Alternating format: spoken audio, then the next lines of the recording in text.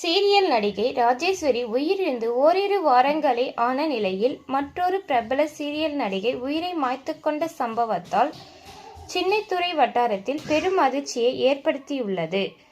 தமிழ் தொலைக்காட்சியில் திங்கள் முதல் சனிக்கிழமை வரை ஒளிபரப்பாகும் கௌரி சீரியலில் நடித்து கொண்டிருந்தவர்தான் நடிகை நந்தினி.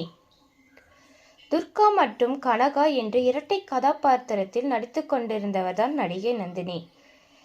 நந்தினி ஆந்திராவை பூர்வீகமாக கொண்டவர், தெலுங்கை தாய்மொழியாக கொண்டவர். கன்னடகத்தில் பல்வேறு சீரியலில் நடித்திருந்தவர்தான் நந்தினி. அதன் மூலம் அவருக்கு தமிழில் கௌரி சீரியல் நடிக்கும் வாய்ப்பு கிடைத்துள்ளது.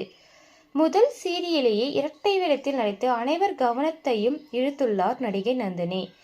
கௌரி சீரியலில் ஷூட்டிங் ஆரம்பத்தில் பெங்களூரில் தான் நடைபெற்று வந்தது. இந்நிலையில் நந்தினியும் பெங்களூரில் கொட்டூரில் தங்கிக் கொண்டு நடித்து வந்திருந்தார்.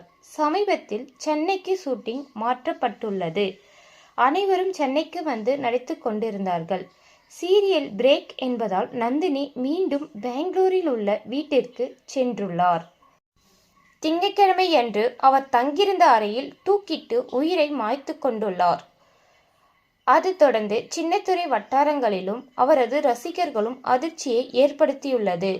போலீசார் நந்தினி உடலை மீட்டு பரிசோதனைக்காக மருத்துவமனைக்கு அனுப்பி வைத்தார்.